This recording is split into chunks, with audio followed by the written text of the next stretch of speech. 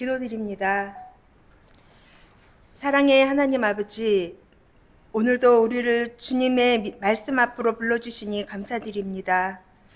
오늘 선포되는 말씀 가운데 성령께서 함께 하시어 우리의 굳은 마음을 열어주시고 우리의 영혼을 생명의 말씀으로 새롭게 하옵소서. 말씀을 전하는 이와 듣는 우리 모두가 하나님의 은혜를 의지하여 다시 삶의 자리로 나아가게 하옵소서. 의지하옵고 우리를 구원하신 예수 그리스도의 이름으로 기도드립니다. 아멘. 연일 무더운 날씨가 이어지고 있습니다. 밖에 잠시만 서 있어도 시원한 물 한 잔과 서늘한 그늘이 간절해지는 그러한 무더운 여름입니다. 평소에는 너무 당연하게 여겼던 물 한 모금이 얼마나 소중한지, 잠시 쉬어갈 수 있는 그늘이 얼마나 큰 고마움인지 깨닫게 됩니다.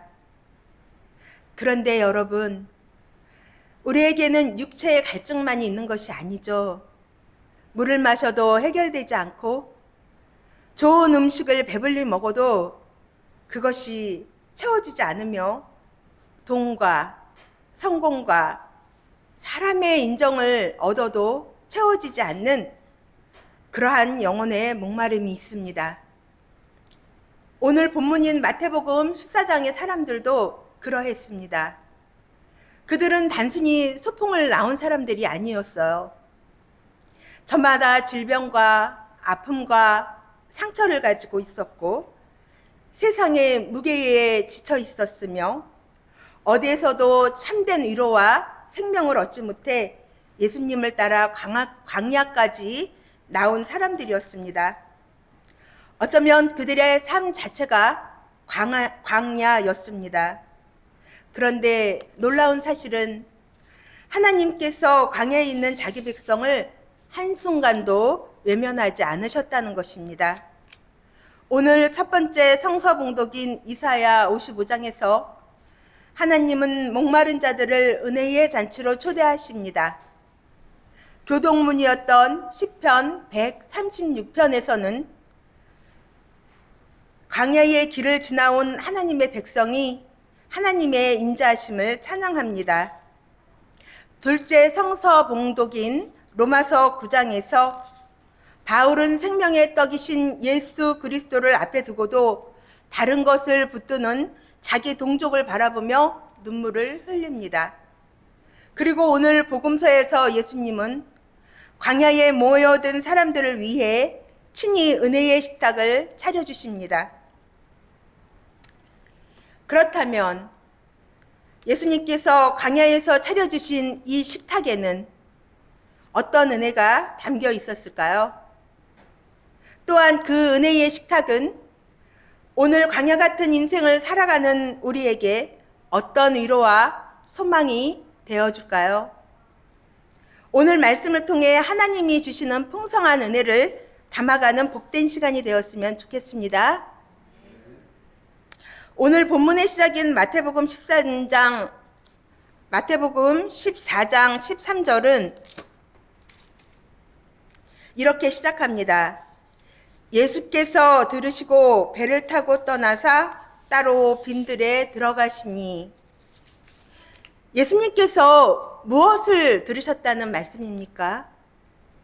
세례 요한이 헤롯에 의해 참수당했다는 소식이었습니다. 세례 요한은 예수님의 길을 준비했던 선지자였습니다.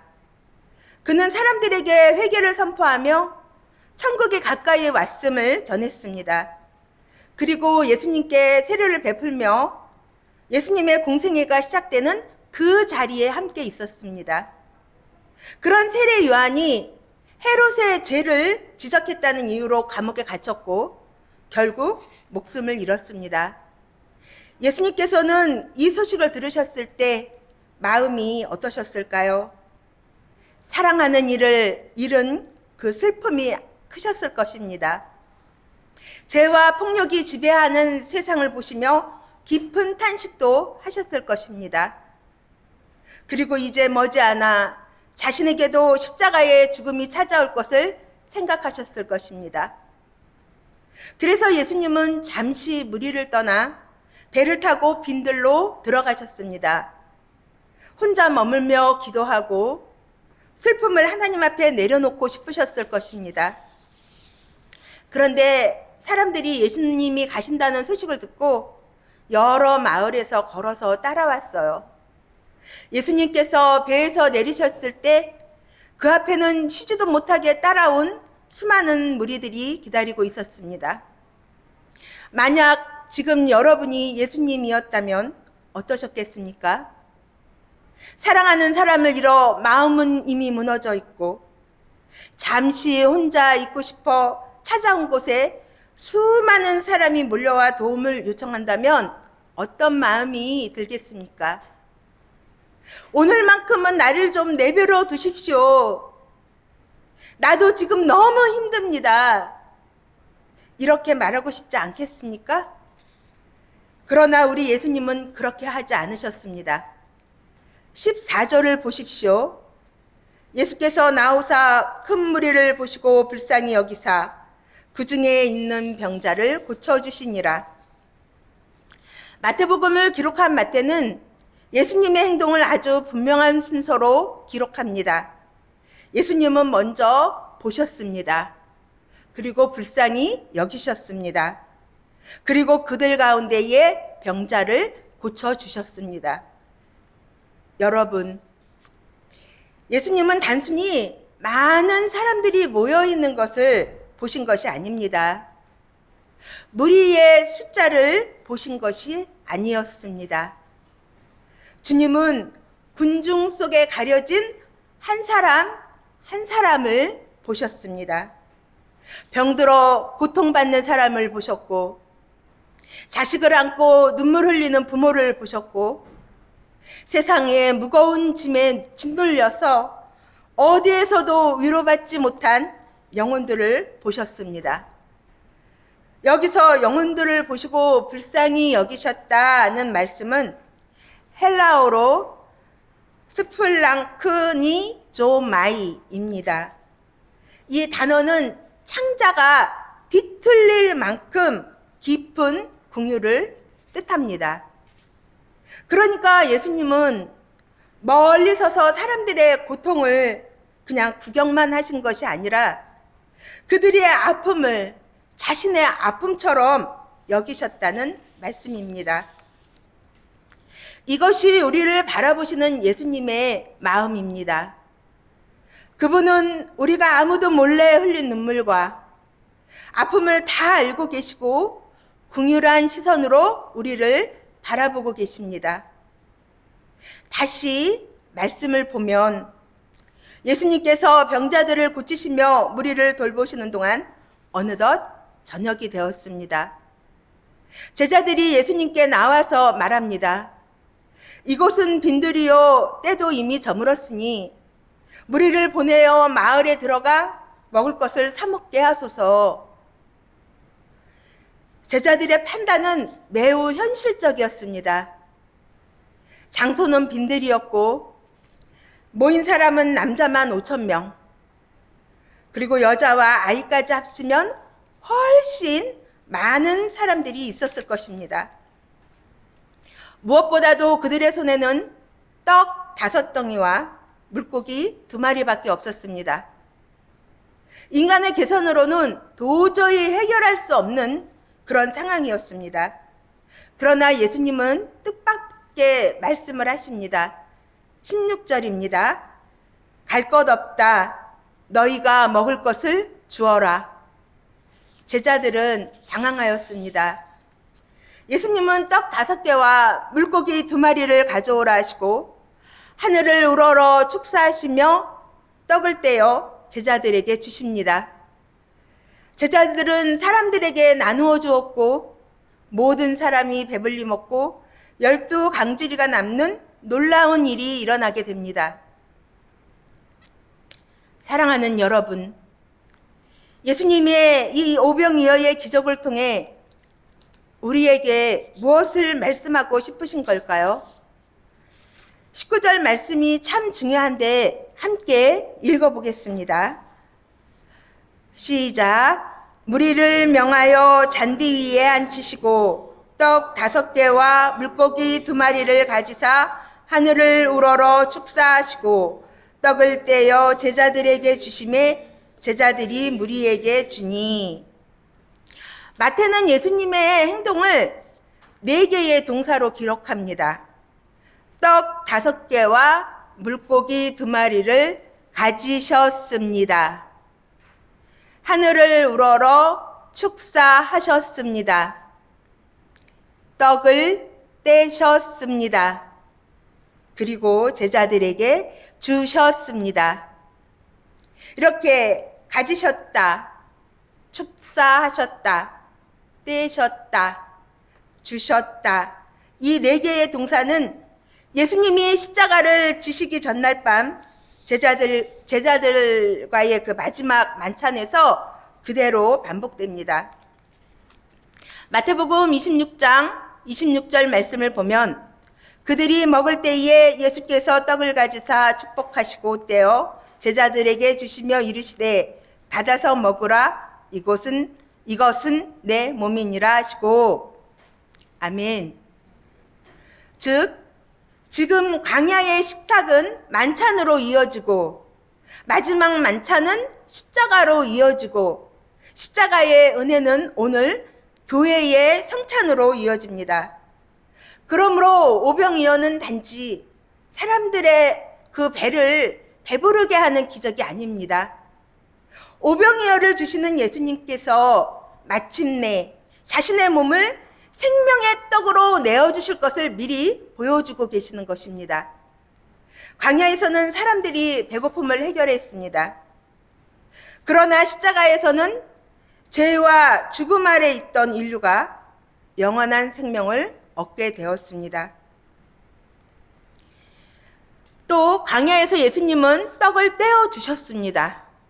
그러나 십자가에서는 자신의 몸이 갈기갈기 찢기셨습니다. 여러분, 이것이 은혜의 식탁입니다. 주님은 대가 없이 배고픈 사람들을 잔디 위에 앉히시고 떡을 나누어 주셨습니다. 그리고 십자가에서도 아무 공로 없이 죄인들을 위해 자신의 몸과 피를 값없이 내어주셨습니다. 이사야 55장 1절이 바로 이것을 선포하고 있습니다.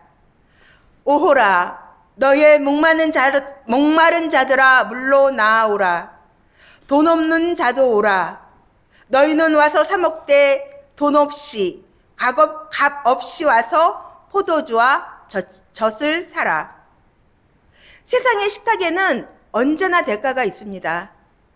돈을 지불하고 자격을 갖춰 식탁을 받을 만한 사람이 되어야 합니다. 하지만 예수님이 베푸시는 식탁은 돈 없는 자도 오라고 하십니다. 자격 없는 자도 오라고 하십니다. 죄인도 실패한 자도 상처 입은 자도 와서 값없이 먹으라고 초대하십니다. 어떻게 이게 가능할까요? 우리가 지불해야 될 값을 예수님께서 십자가에서 모두 지불하셨기 때문입니다. 그런데 여러분, 솔직히 이사야 55장 2절이 우리의 모습 아닌가요? 너희가 어찌하여 양식이 아닌 것을 위하여 은을 달아주며 배부르게 하지 못할 것을 위하여 수고하느냐. 우리는 배부르게 먹으려고 애쓰지만 정작 배부르게 하지 못하는 것을 먹습니다. 우리는 생명을 얻으려고 애쓰지만 생명이 아닌 것을 붙들고 살아갑니다. 로마서 9장에 로마 교회 교인들이 이와 같았습니다. 바울은 1절에서 내게 큰 근심이 있고 내 마음에 그치지 않는 고통이 있다라고 말합니다. 이는 자기 동족 이스라엘이 생명의 떡이신 예수 그리스도를 앞에 두고도 그분을 받아들이지 않았기 때문입니다. 그들에게는 많은 특권이 있었습니다. 하나님의 자녀로 불리는 은혜도 받았습니다. 그런데도 그들은 예수 그리스도를 붙들지 않았습니다. 자기들의 의의를 붙들었습니다. 율법을 잘 지켰다는 공로를 붙들었습니다. 종교적 전통과 혈통을 붙들었습니다. 생명의 떡이 바로 앞에 있는데도 배부르게 하지 못할 다른 양식들을 붙들고 있었던 것입니다. 그런데 다시 이사야 55장 3절로 돌아가면 이런 우리에게 주시는 하나님의 말씀은 너희는 귀를 기울이고 내게로 나아서 들으라. 그리하면 너희의 영혼이 살리라. 아멘.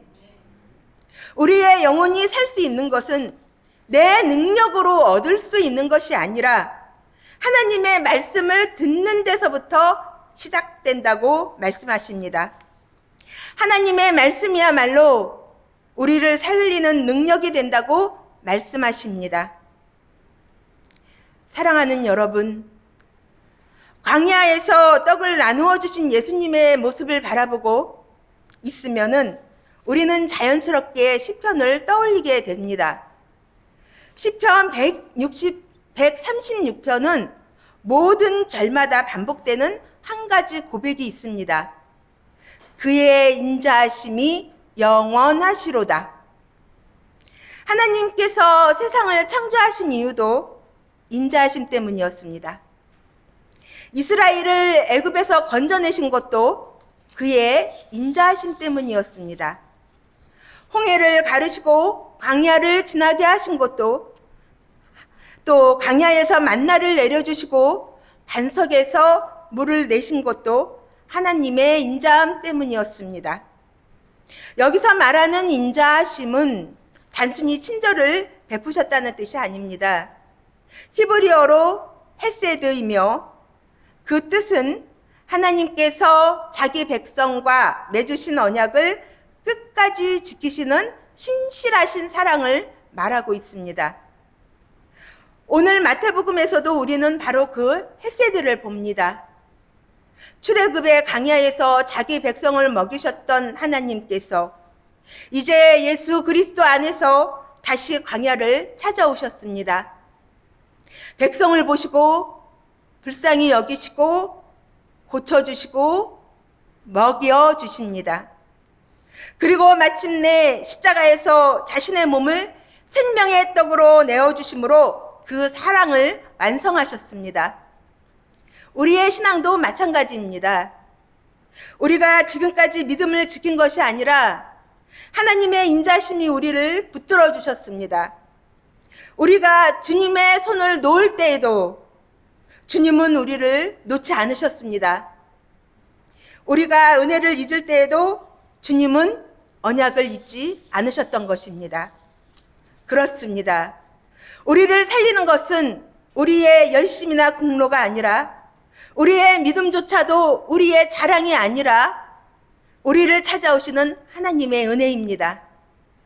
오직 우리를 위하여 몸을 찢어 내어주신 예수님, 우리에게 생명의 식탁을 주시는 주님만 붙드는 저와 여러분이 되기를 바랍니다. 아멘. 이제 말씀을 맺겠습니다.